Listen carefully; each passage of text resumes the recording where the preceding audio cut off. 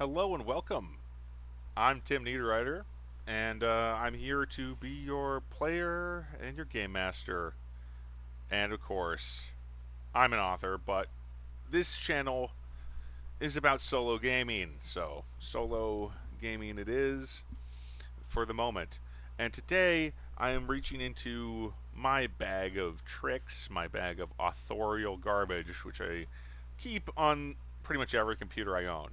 And by authorial garbage, I mean my settings, the worlds I've created for my fantasy settings and stuff. And I plan to work with this particular setting today called Floodwall as part of my solo game. So, Floodwall using this Veins of the Earth as the system for generating the dungeon, the cavern system that we'll be dealing with in the actual game.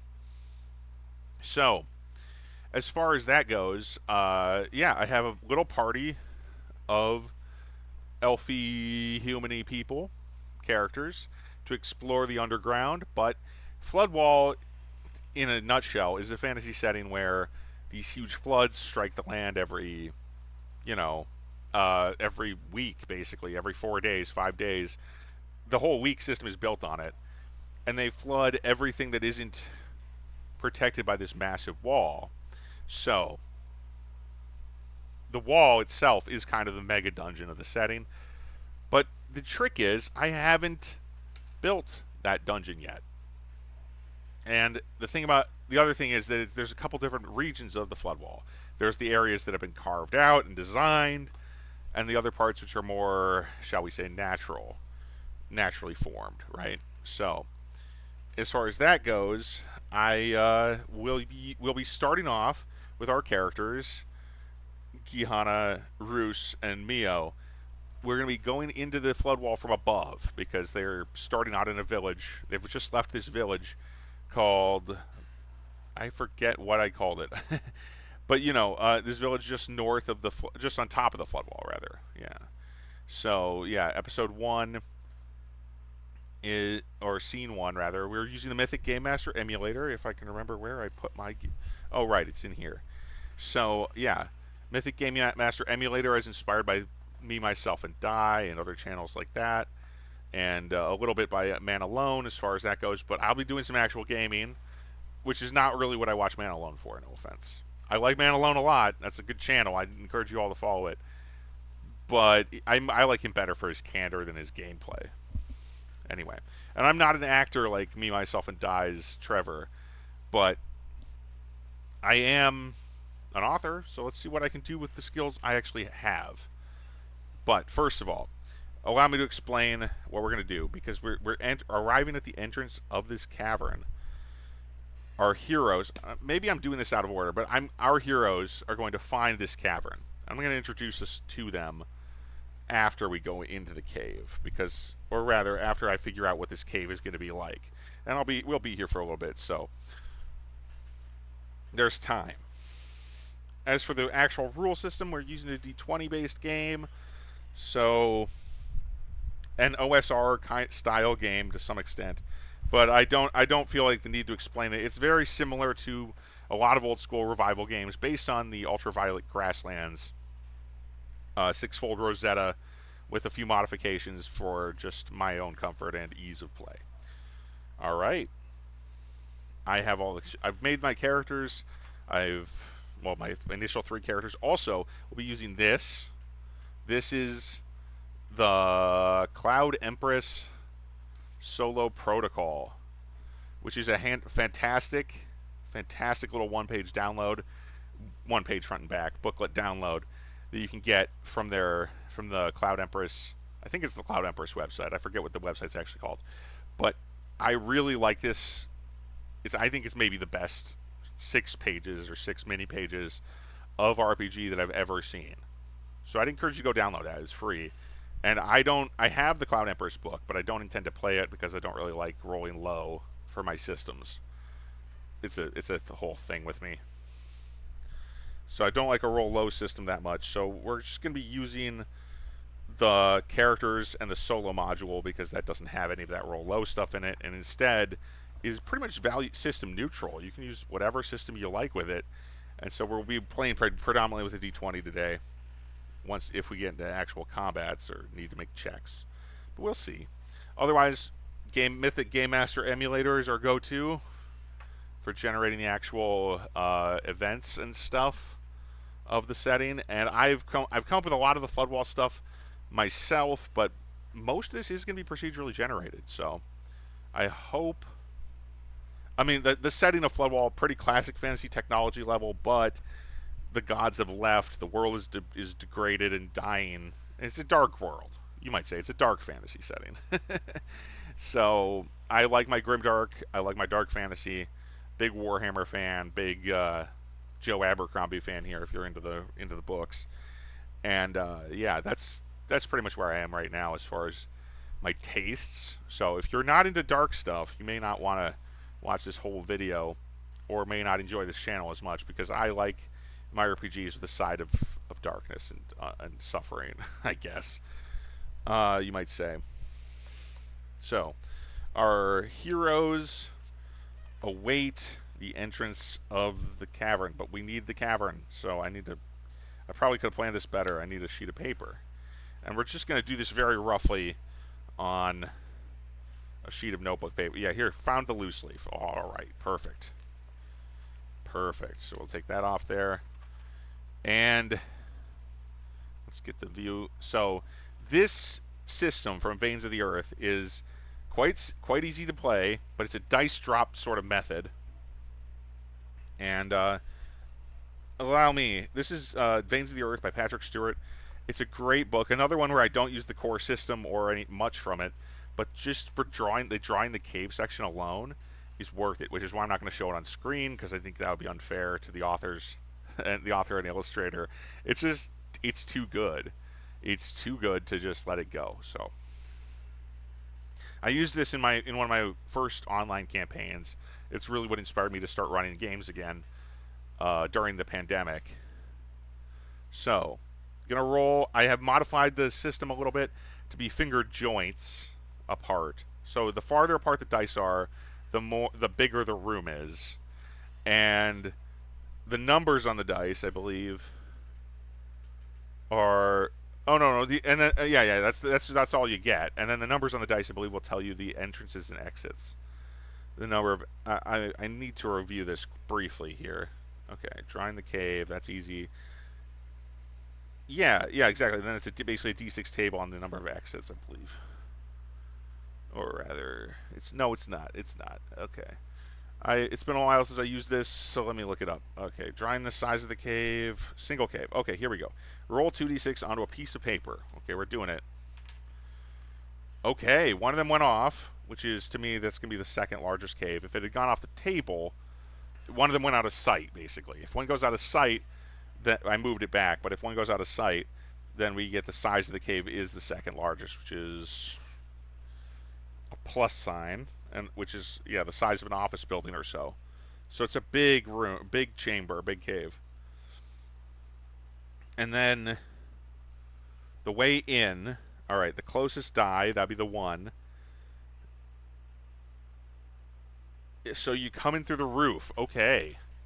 And then the way out, the furthest die, the 1 is on the side where the largest exit from the cave will be found. Okay. So the 1, luckily, is not on the bottom or the top. So it's on this side.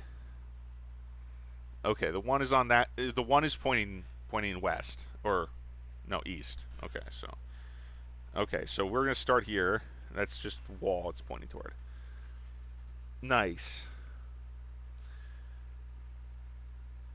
Alright, so we're going to start, and we're going to say, because they're descending into the Floodwall, my characters are actually looking to steal a relic from one of the creatures that lives inside the Floodwall, a war leader of sorts. I worked this out the other day. So this is basically what the cavern marker looks like. The ceiling, this is the ceiling. So there's an exit here in the ceiling, or the entrance is in the ceiling. That's how we're going to be entering the entire cave system. So, and this is a plus sign, so that means it's the second largest size, which is the big office building size cave. And then the way in is, the ingress is through the ceiling. which is... Oh, we should figure out how big the ingress is. We'll figure that out in a second here. So how big... The other number of exits is... The difference between the two dice. How many other exits? Oh, yeah, yeah. And then this side is the side where one exit is. Yeah, this is the first exit. I'm just drawing that on there. You probably can't read it. I'm drawing it for me. But you can see that this, this document is going to be very sloppy. It's mostly just for me to help me play the game. I'm not an artist by any means, especially not on paper. How big is the way out? Okay, so how big is the way out? The total of the two dice. So 6... okay, so it's 6 feet wide. So that's a decent exit. And then how many other exits? The difference between the two dice. Each exit after the first will be half the size of the one that became before rounding up. And if there are less than a foot, then there are no other exits. So we're saying that I'm going to say there's 4 other exits. There's a 3-foot exit. Oh my, that's pretty small. So I think, and then a 2-foot exit, and that's it. All right. So there's 2 other exits. Where are the other exits? And that just says you can make it up. But in this case, if you'd rather arrange your exits, restrict the roll back and forth between the 2 dice. On the dice closest to look for the 2. Okay. So the 2 is over here, so I'm going to say it's coming out of this way. There's a 3-foot exit there, which is not much of an exit, honestly. It's not, and then we're done with this die, and then this one, the 2, and then we're looking for the 3 on the other side. Okay, so this 3 is over here, and this is a 2-foot exit. So there could be some creatures crawling around in this cave from these exits, but the big one, the one that humans can use, is over here. Okay. But this is a big cavern, and the way in is in the ceiling. And it is... I'm going to say the entrance is fairly reasonable. Fairly reasonably big. But it's big enough that it provides a real entrance. So this is the top of the floodwall. We're at a high point of the floodwall here. Anyway. Yeah. So that's the start. And now that we've done that, we're going to generate our first scene with the Mythic Game Master emulator, rather. We'll get to work on that. So, Mythic Game Master emulator is a quick... it's not a quick, it's a thorough yes-no oracle situation. So, you roll on the fate chart, which I believe is page 10? No, it's much earlier. It's page 9. Well, I was close. Okay. So, we're going to start at Chaos Factor 5.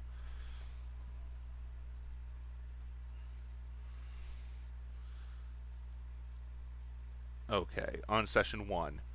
And as we go in, Gehenna, who is this elven blacksmith with with healing powers and the ability to inflict wounds with magic, she's a cleric by class, but very strong physically, so she can deliver some major beatdowns. So her party is starting out at the top of the flood wall.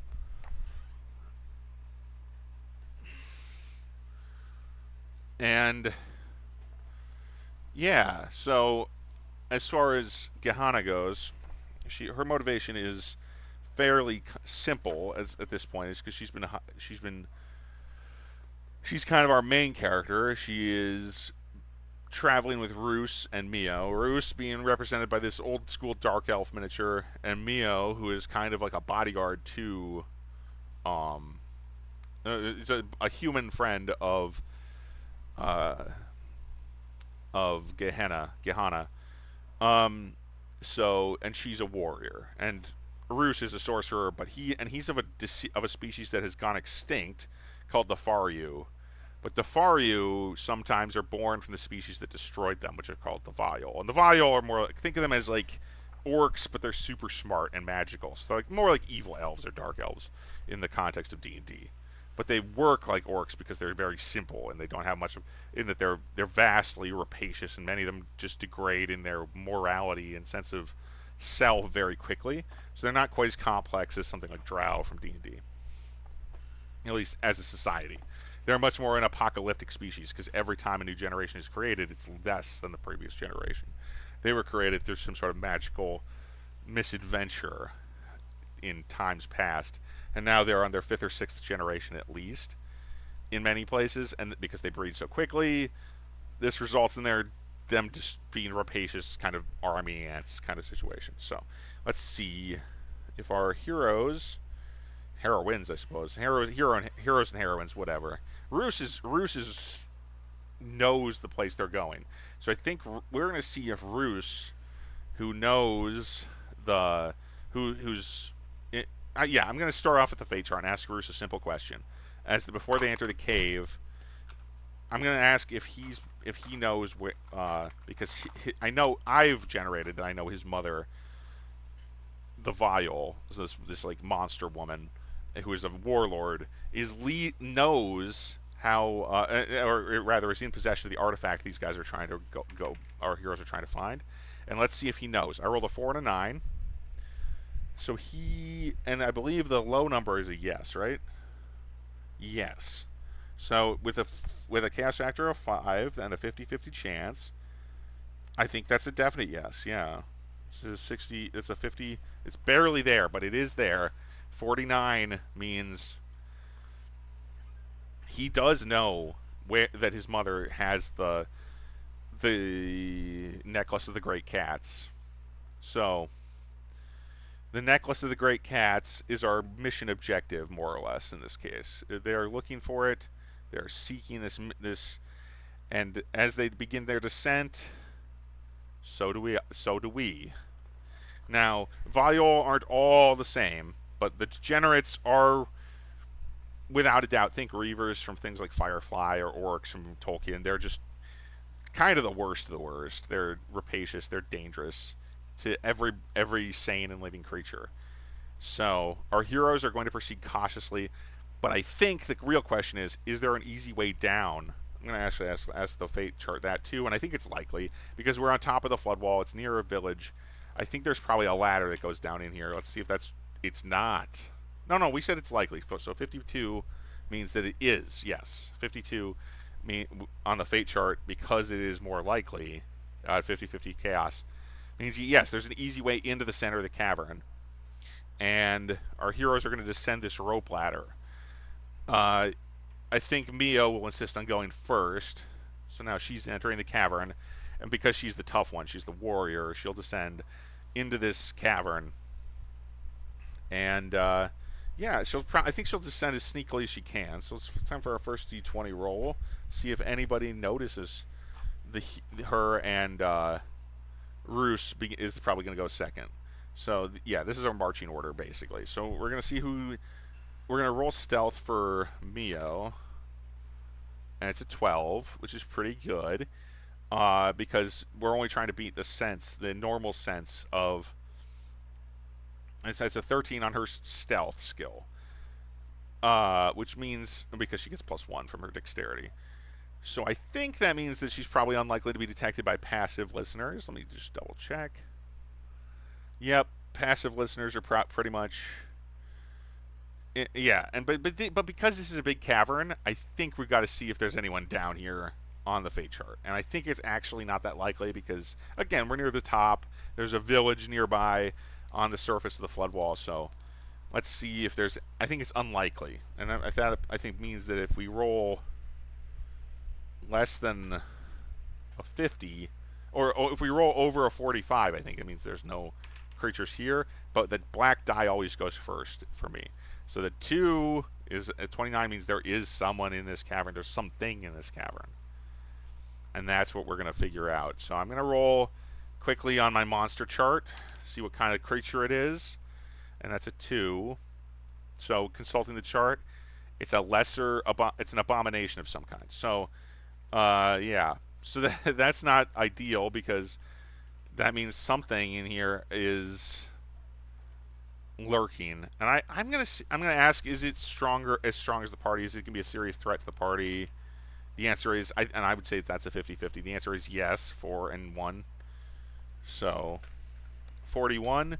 Yes, it's a serious threat, but what is it? Is it? And I think at this point, it's probably a crew of shelled furies that are noticing because those things are scavengers. They're creatures that live in the floodwall and pick clean the upper levels before descending amphibious to live in the water below. And that means I think I'm just going to say it's some furies. It's a crew. It's a group of shelled furies, which are kind of crustacean amphibious scavengers that don't. They're blind, so they can swim in sightless caverns. Yeah.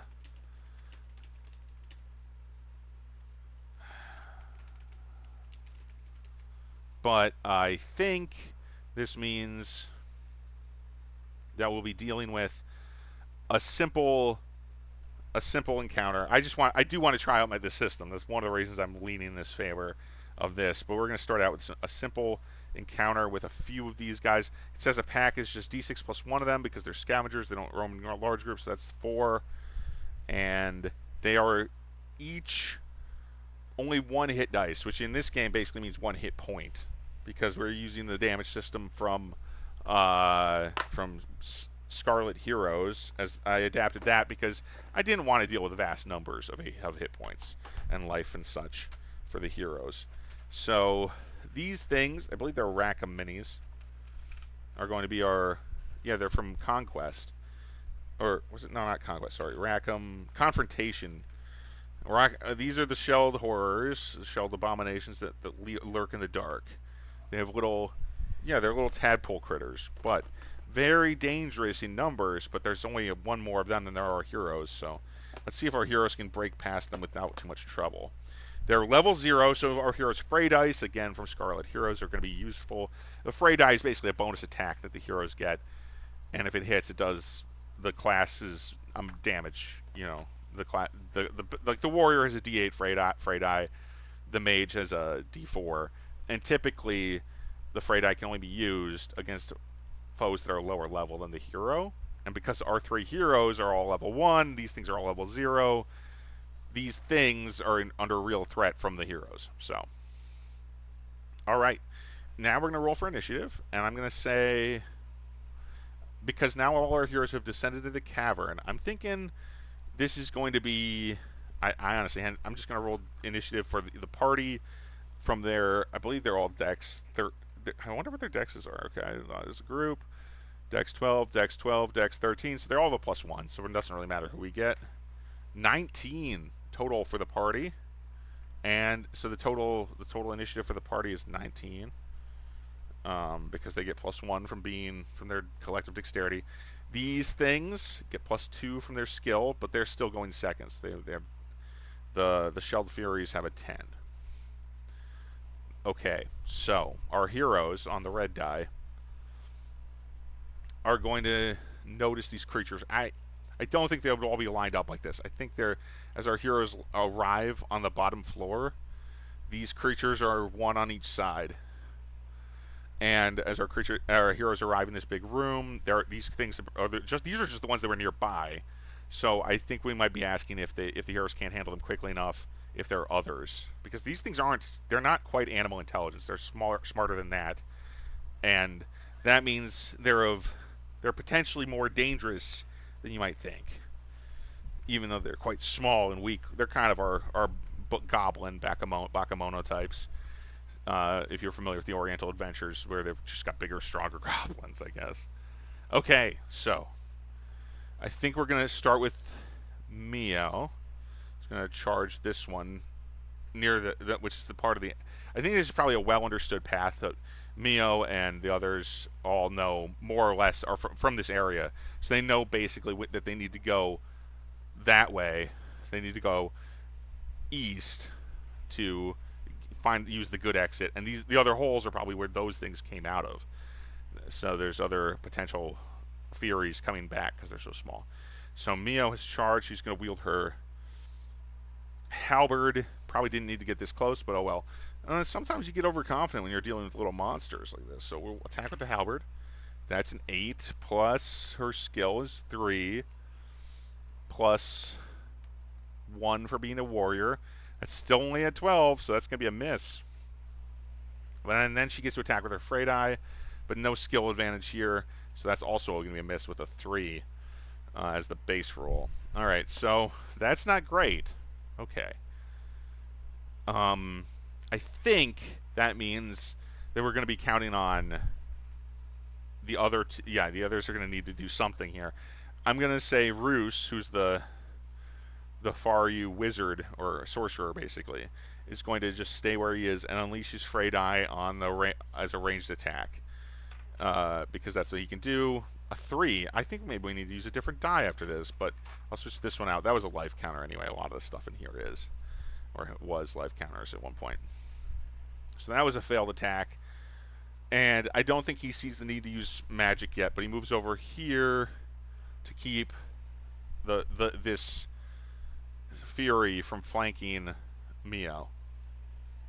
Meanwhile, finally we get Gehenna, who's kind of the leader but is going last because she's cautious by nature and is more deductive as a thinker. These hungry creatures are not capable of thought the way humans are, and they're definitely not capable of speech. So she probably realizes that they're not as dumb as they look, but still sees the need to finish this one off. So attacking there, that's a 10, plus her strength is 3, plus her skill in close combat is 3. So that's 16. That's a hit. Now it's our time. I've never rolled this before, but it's d6 plus 3 damage from her hammer. And that is 9. D6 plus 3 is 9, which is a total of 2 damage to this guy, which will slay him. Because he's just a lowly mook. At least at heart. So that's the end of that horror there, that Shelled Fury. But unfortunately, that's the only one our heroes got this round, and now they're going to be under threat from the other three, which are all going to move in and attack toward this group. I think this cavern is large enough. Let's see if the cavern is large enough that it keeps this third Shelled Fury from reaching our heroes, and it is not. So this Shelled Fury will get into attacking Mio from behind. All right, so here we go. They each have 2 attacks. They're not particularly strong, but they are vicious, right? So they each get plus 3 to hit. So I'll roll 2 to attack, and they each get 2 attacks. So I'll roll 2 attacks against Mio first from this one that was that was closed with her. And I think that one would go first, so that we won't apply a gang up bonus to that one. We will apply to the second one. Okay, so these guys, these Shelled Furies, get plus 3 to hit. And one's a 17, so that's definitely a hit. The other's a 2, which is definitely a miss. So D4 damage. Oh, I need a D4. I wasn't packing one. But I have them. I know I have them. Somewhere around here. Was not packing a D4, but I know I have one in here. Yes, there we go, finally. We'll get a couple of them.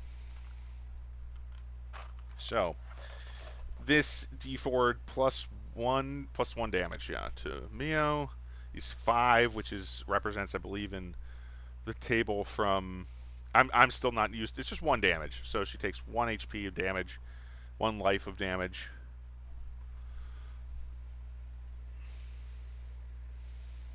I'm just going to make a damage tracker here. And we'll just add a check for everyone, for each character. So 1 damage on Mio. Okay. And then the other one will attack Roos. Roos's defense is, I believe, 13. No, it's only 12. So he's hit twice. Oof. Not great for Roos. And he takes 3. Yeah. No. The 2. Yeah. He takes 3 damage. So that's 3 checks. And Roos only has 5 HP, I believe. So he's got to be very careful. This attack, I didn't know how tough this fight was going to be. So let's be careful here. Okay. His defense is only 12. But now, and then the other one attacks Mio. and hits it maybe once. That's a 17. Yeah, that's probably a hit. Mio's not wearing a lot of armor, but she has unarmored defense. No, 14 is needed to hit her, so another d4 plus 1 damage. So that's another 1 damage. Luckily, as the warrior, she has a lot more power than and toughness than these other guys. So, okay. I think I'm going to start off with Gihana shouting a warning and charging in to assist Roos before he's taken down by a lowly creature of the tomb of the Floodwall. One of the lowest creatures, a scavenger of all things. So she attacks. Her normal attack hits, and her Frey die also hits. So it's a d6. Her Frey die is a d6. So we're just gonna roll 2d6, and I can add +3 to both of them from her strength, and another +3 to one of them from her skill. So that's easily killing that guy. Yeah. Well done. Just totally. She probably could have killed 2 of them that way. I'm still getting around this system here where heroes can rampage. You know. Okay. Now, Roos is going to attack. He'll attack at range with his staff and his Frey die. So again, D20, D20. The blue one is the staff, so that's decent. That's a higher damage, but only the Frey die struck. And it inflicted no damage because a 1 in this game is no damage, and I'm not allowing them to us to add any bonuses to Frey dice. It's the only way to keep these monsters alive for any amount of time. Okay, so now it's Mio's turn. Mio is going to divide her attacks. Yes, she's carrying a short sword, but I think she's going to use her halberd in a sweep, and so she'll be attacking Frey dice blue again. The halberd is gray. So the halberd struck this one she was targeted behind her. The Frey die missed. Yes. So the halberd hits for 4. That's enough to destroy that guy. So that was her turn. And now I think we're gonna have to check morale for this last. Yeah, we should check morale for him because he rolls a 6. Which I believe is less than his morale, but he suffered half casualties, and pretty much all in 1 round. So I think this is 1 per 2 fallen. And morale is 7, so I think he's actually sticking around. He's still game, and he's going to attack Mio. Okay, 2 attacks, 1 hit. D4 plus 1. That's a 2. I believe that means no damage is inflicted. Nope, that's 1 damage. So Mio's taken 3, and Roos is taken 3. And now we'll roll. And now the heroes will go again. This is going to be basically a mop-up round. I think Mio's pretty angry at this thing for biting her again, slashing at her again. And her attacks are both hits. I should have designated which one was which first, but hey, whatever. 1d6 plus the Frey die is a d8 for the warrior, and I don't have a d8 out, so I'm sloppy. Oh, no, there's a d8. Perfect. Okay, here we go. d10 for the halberd, d8. Okay, that guy's he's paced. He got ripped to pieces. So, yeah, basically that's how the combat works and how I'll be doing it, at least for this session.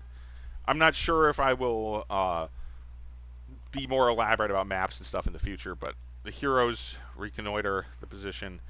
And let's see if they've attracted any bad guys. So that's a fate chart. I think it's unlikely because they hit so fast. And the answer is, unfortunately, yes. No, it's a no. Sorry, I got it wrong. 49 is a no if it's unlikely. Yeah, because that reduces the chance of likelihood of it being likely. And rolling low is more likely, or rolling low is yes. Rolling high is no. So they have attracted no additional attention, and they will treat their wounds. Briefly bandage up. Roos especially needs the help, so he'll go back. He'll only have 1 hit point missing, 1 life missing, and so will Mio, because that's pretty much how it works in Scarlet Heroes. Is just you can recover 2 life by just basic treatments, and we won't have to use any magic, or which we don't have that much healing magic, if any. So I think Gihana says that they've got to press on because they've barely made it anywhere so far. So I think we're going to go into the next scene.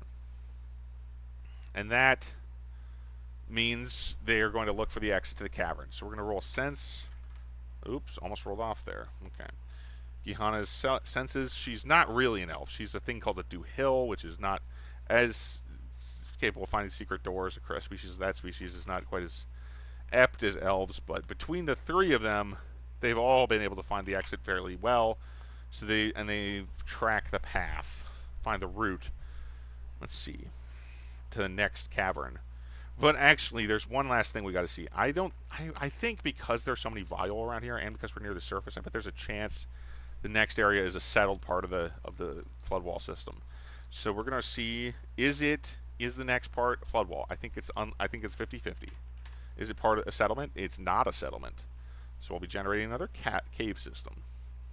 Now that the combat is over, another cave, and it's directly off of the first exit, and it's a 2 and a 3, which means that I'm going to say we're going to keep it a little simple. This is a parallel cavern, but these are about, let me see, inches. It's about 3 apart, so it's pretty mid-sized cave.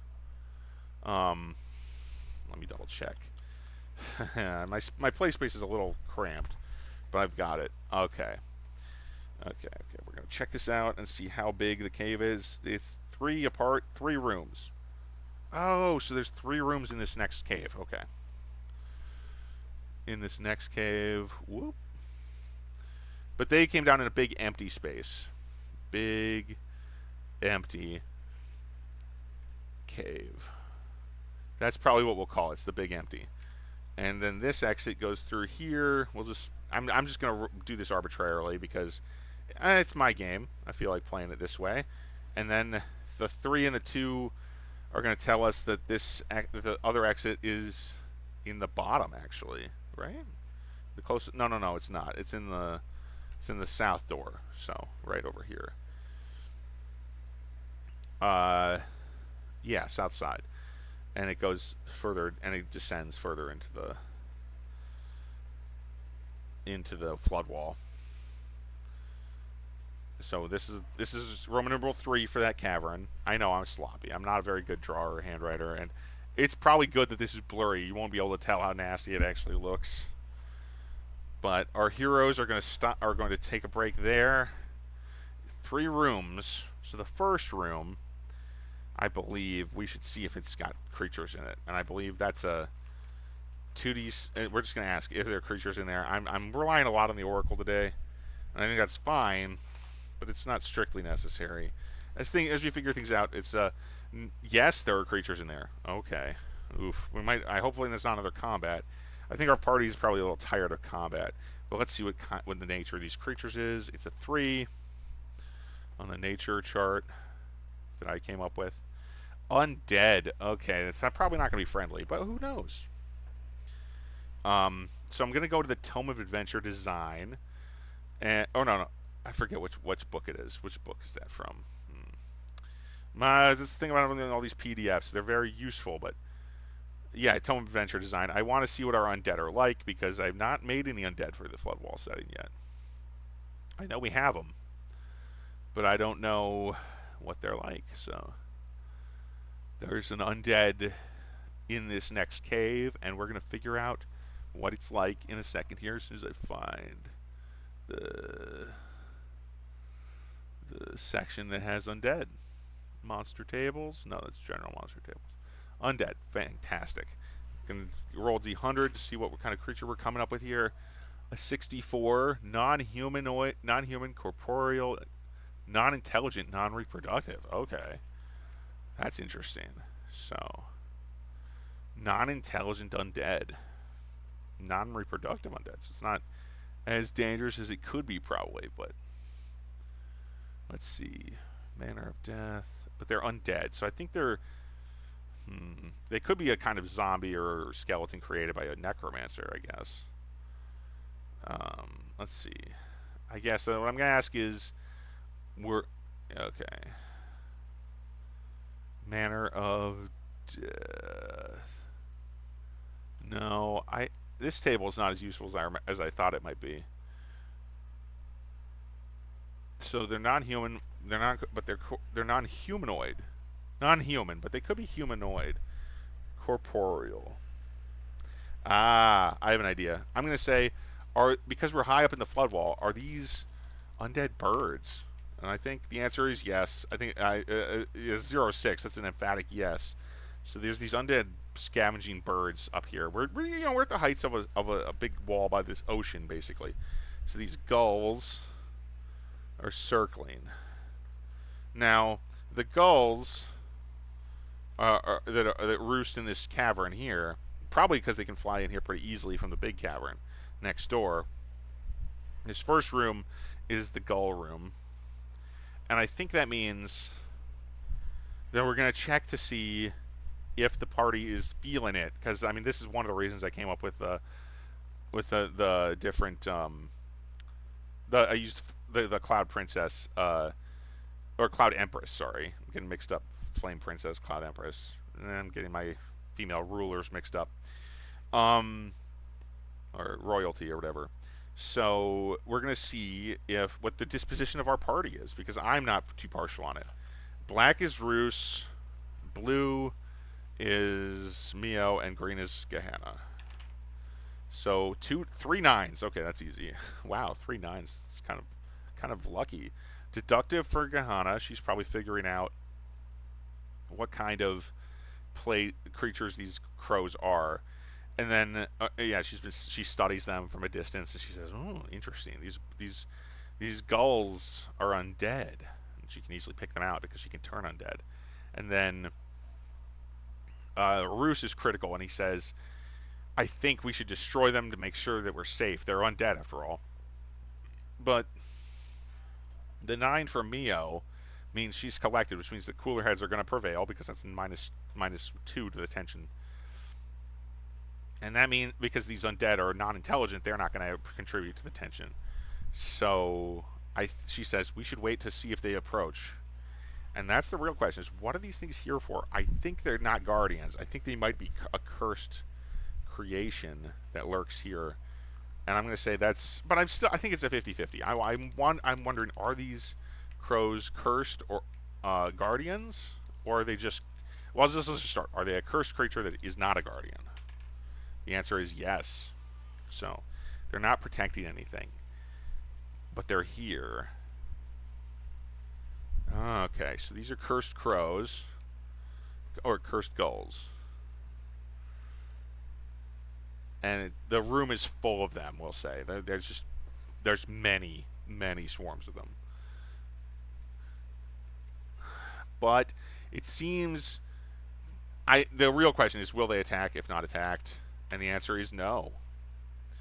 Won't attack unless attacked. And I think our heroes have figured that out.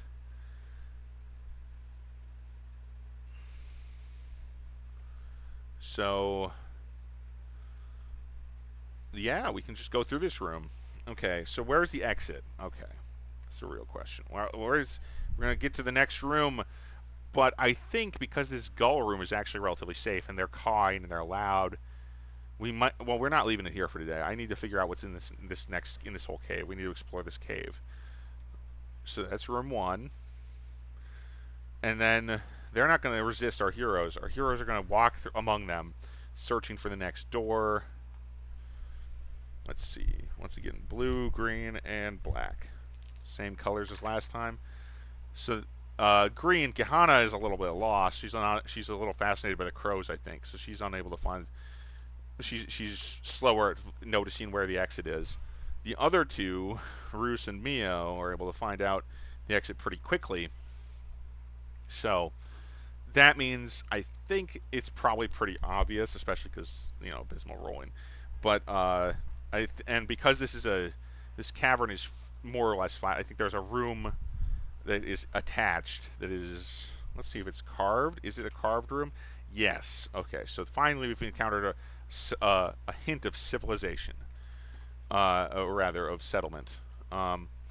Room 2 is carved,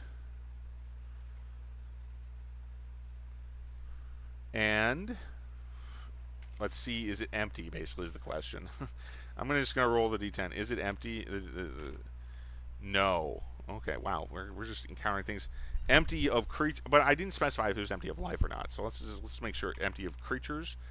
No. Okay, so there's creatures here, but I bet they're just more gulls. Yes. Okay, so there are undead gulls that just fill up this weird chamber. And then the heroes, I'm thinking, oh, let's see if this room bigger than the last one. No, it's actually smaller. So I just did a quick self oracle there. I just do a check, and the evens or odds is often how I'll do that. So I rolled a 4, which is evens, which is a definite smaller rather than bigger. So room 3, and we're almost done with today's session, but this is kind of interesting. We're moving on to room 3, and what's in room 3? I bet with so many undead gulls around, I bet there's some source of the curse here. I think that's likely. And it is the source of the curse. Okay. And that, to me, is going to prompt, what is the source of the curse, right? That's a good question. What is the source of this curse? It's magic of some kind. So I'm going to consult, and we've been moving fairly quickly, so it's been only about a whole turn since it has been less than a turn since these characters have explored this room, or started exploring down here, so it's been less than 10 minutes.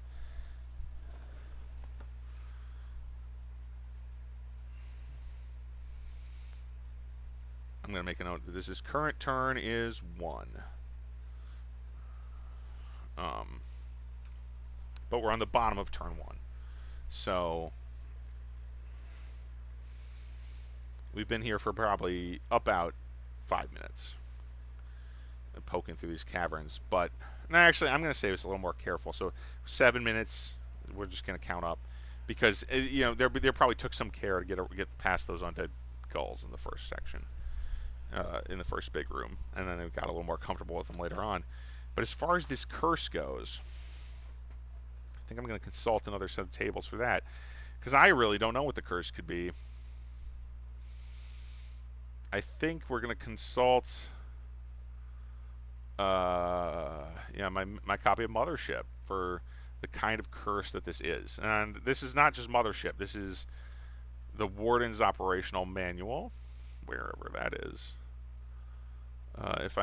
Do I not have it on this computer? I have the print version, but I don't have it on this computer, I guess. Warden's Operational Manual. So let's just go to Maze Rats, because Maze Rats is one of my other favorite books that's on this computer for generating this kind of thing. And let's see what so it's some kind of feature. We're going to go to the maze chart. This is probably something we should have consulted sooner. This is a carved room.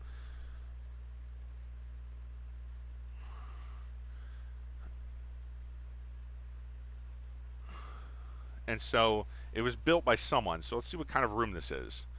And we just know this is the source of the curse. So I'm going to roll 2d6. The black goes first, the white goes second, because alphabetical order of the colors is actually how I do it. So 6 and a 2.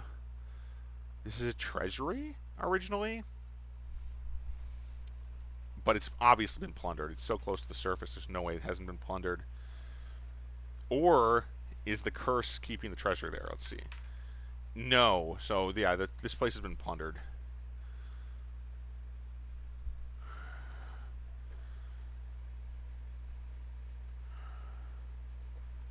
This is the plundered treasury. And so it's empty of everything, except, is there only one item left, and is that the source of the curse?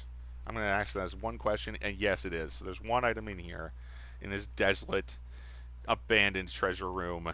This treasury has been plundered, and inside there's just one item.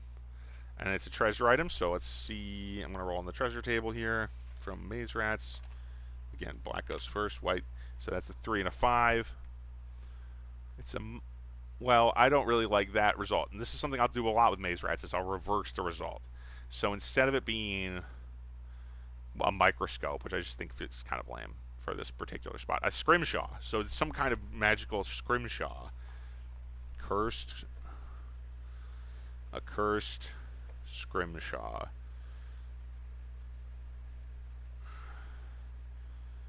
keeps resurrecting dead gulls.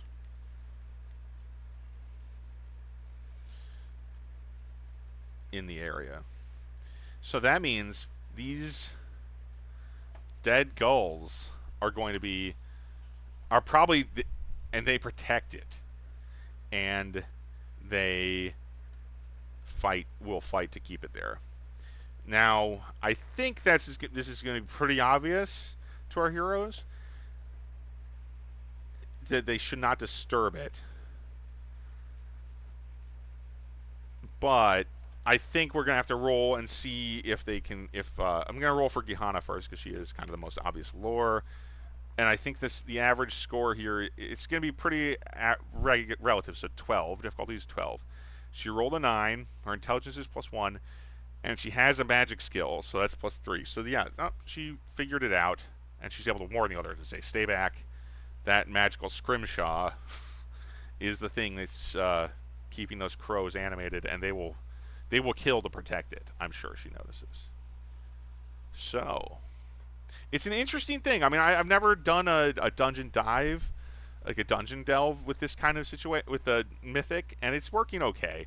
I think it could be a little more engaging, but I'm gonna wrap it up here for today because my throat is dry mostly. Next time I'll be back with more, and hopefully you'll enjoy following me as I continue to adventure alone. Bye-bye.